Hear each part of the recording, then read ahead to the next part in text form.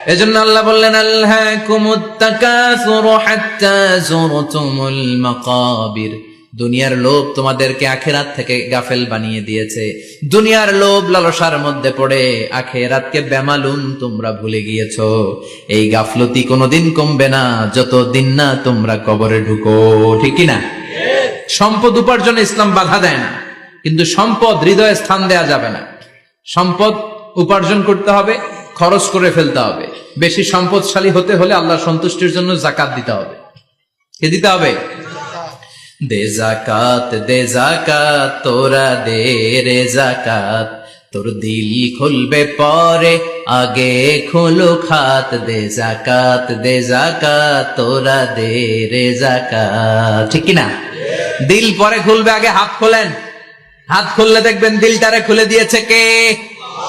সাইয়েদনা মুসা আলাইহিস সালামের জামানায় ওনার চাচা